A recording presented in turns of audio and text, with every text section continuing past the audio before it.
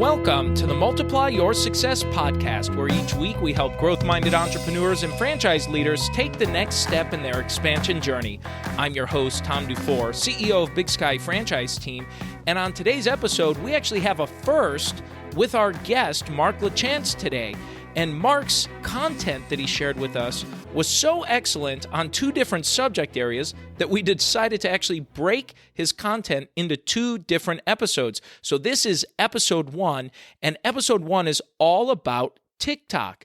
And have you maybe tried advertising or maybe thought about advertising and promoting your business on TikTok, but didn't know where to start or maybe even if it would work for your company? And Mark Lechance, our guest, his company is one of the largest media buyers of TikTok ads in North America, and he shares with us specific examples and different ways on how to make TikTok advertising work for your business and to generate revenue. So let's go ahead and jump right into my interview with Mark Lechance. Thank you for having me, Tom. Name is Mark Lachance, and if you're in the U.S., it's Lechance. If you're in Canada or around the world, it's Lachance. And I'll get back to why the name means something as it pertains to my book in a second. But anyway, so I'm the CEO of a company called Maxy Media Inc., and we're a performance marketing agency and really focused on social for marketing and with a specific focus on TikTok in particular.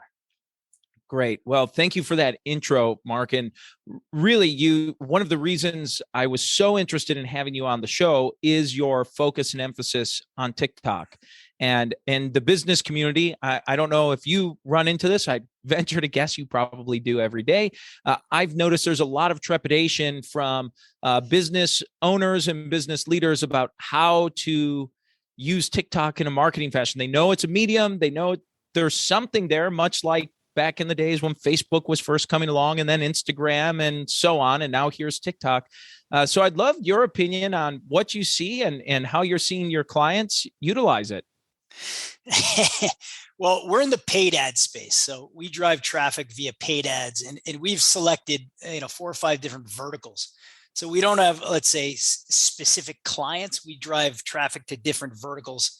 So for example, education. Right. So we've got about 10 different universities that we drive traffic to, and along with the aggregators, so the lead aggregators as well. So we've selected, we've got education, we've got personal finance, we've got auto insurance, health insurance, and dental, to be quite honest with you, which is crazy. But Tom, if I can give you a story of how we kind of fell into TikTok that might help some of your listeners. Yeah, that'd be great. So we started Maxy Media back in 2017. And we were a Facebook only shop, so Facebook and Instagram. And then, as probably many people here know, if you've tried to use Facebook ads, it's not that easy, in a sense that Facebook is a difficult, let's say, partner to have. So back in the summer of 2020, we had one of those difficult periods where they were rejecting pretty much 100% of our ads. So our revenue went from here to basically nothing. And we had to make a move. We had payroll at the time. I had about 30 employees, and we were burning something like $150,000 a month, payroll, rent, blah, blah, blah. This is before COVID.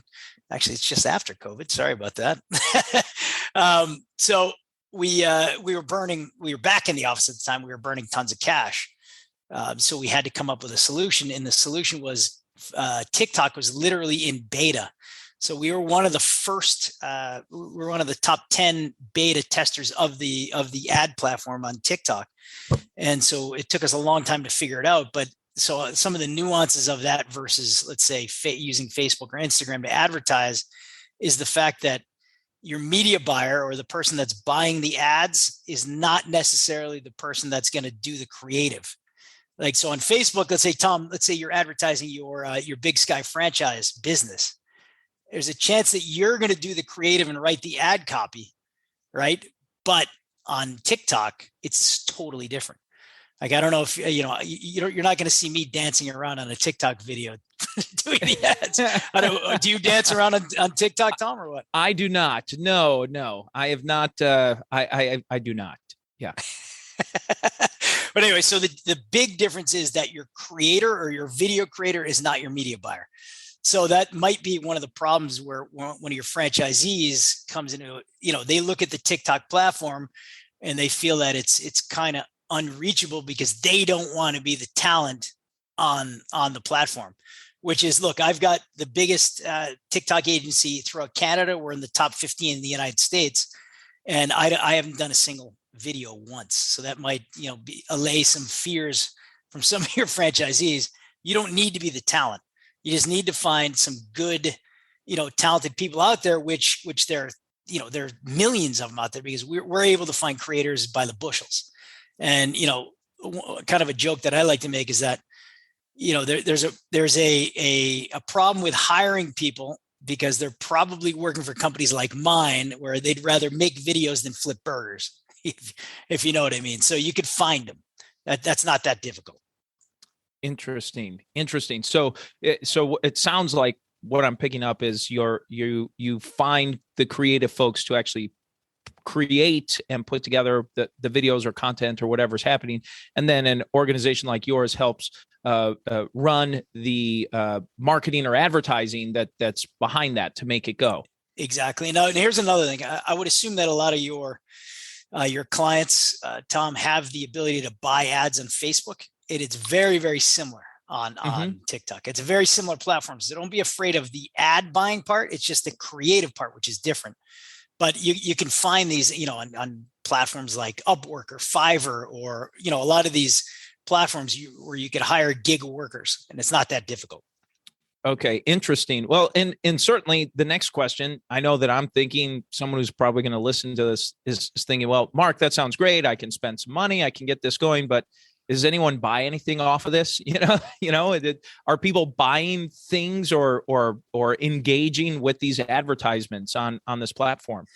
Well, I could just tell you that our cost to buy ads on TikTok is far less than Facebook. I could also tell you that our traffic, so our eyeballs are far greater. Now, here's the one nuance is the attention span of a Facebook user is much greater than the attention span of a TikTok user, right? So if you're doing lead generation and it's a click to name, email, phone number, you could do that. That's pretty easy. But if it's a long funnel, it's going to be more difficult on TikTok.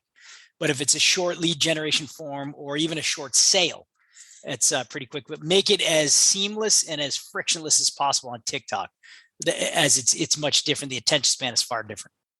Interesting. And how do you mentioned earlier some of the clients and industries or not clients, but industries that you work in on TikTok. And are you finding that it's primarily a B2C type of a platform? Do you see a B2B for services, or maybe even clients who might be listening in, franchise organizations are thinking, well, maybe there's an opportunity for franchise sales on TikTok?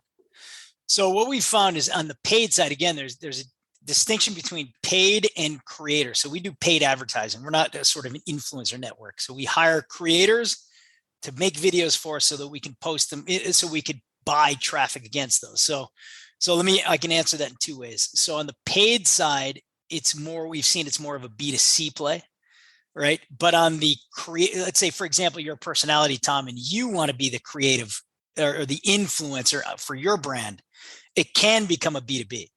So let's say you've got a franchisee, or you've got a business that has a creative person in the organization, or maybe the owner, the CEO is creative, then it can become a B2B, I believe. So for example, if I wanted to, make TikTok videos and dance and sing and do all these crazy things on TikTok, I could do it. And it could become a B2B play, but that's just not my thing. So. Sure. Well, that to me, that's a little reassuring to think, okay, well, here's this opportunity. If I'm in a B2C type of a business, a lot of times, and myself included, it's just easier to buy the space. It's just easier to pay for the ads and go that approach, work with an organization like you to help in purchasing and making sure that we're being effective and efficient as possible in going through that. So I think that's a really, for me, maybe comforting, I guess, to see that the platform is a viable use for you outside of just, some fun, entertaining venue to escape into. Well, great. And for someone that's maybe looking to get started or to kind of go that direction, How would they go about that? Whether they worked with a group like yours, is there kind of a budget range that they would need to kind of plan on coming into, at least at a minimum starting point?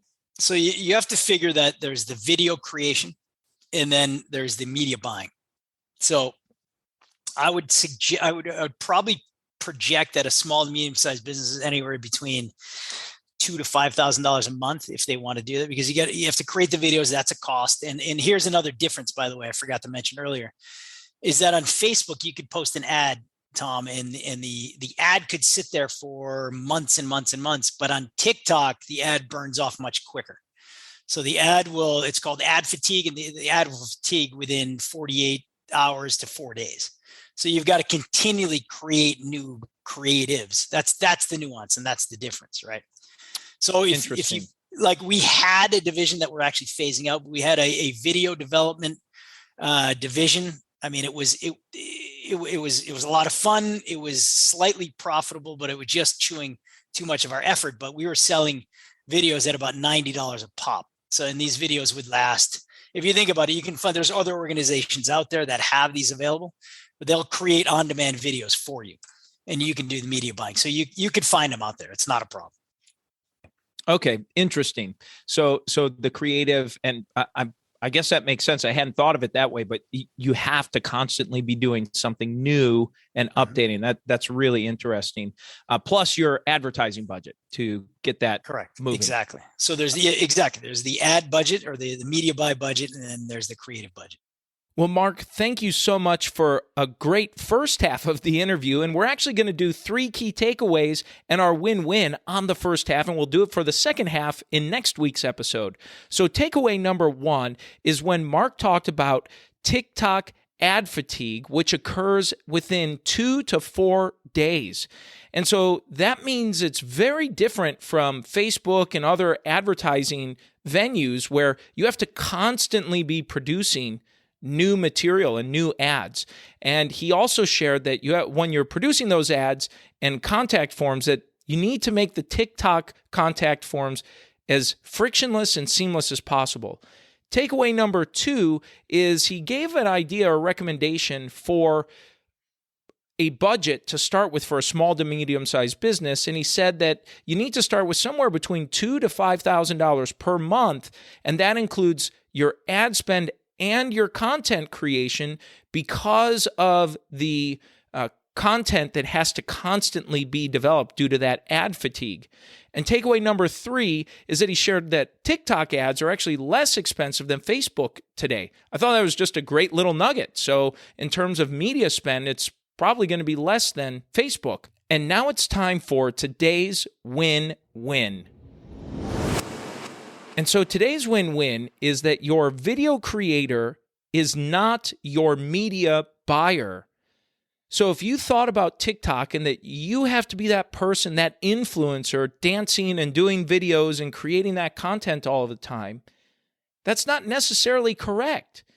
And if you're looking to build ads and build brand recognition for your company, this does not mean that you as the owner or that a key stakeholder or key employee at your business has to be the face of the company on TikTok. You're able to hire content creators that can create the ads and create the material that you're going to publish to talk about your business. So I think that's the win-win out of this. I know in speaking with clients that we've worked with, there's some trepidation in terms of spending on TikTok, and they're worried that they have to be the person dancing and doing videos. And I thought Mark said it extremely well, that his firm is one of the largest buyers of TikTok ads in North America, and he's never done one video.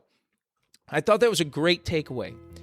So that's the episode today, folks. Please make sure you subscribe to the podcast and give us a review. And remember, if you or anyone you know might be ready to franchise their business or take their franchise company to the next level, please connect with us at BigSkyFranchiseTeam.com. Thanks for tuning in, and we look forward to having you back next week.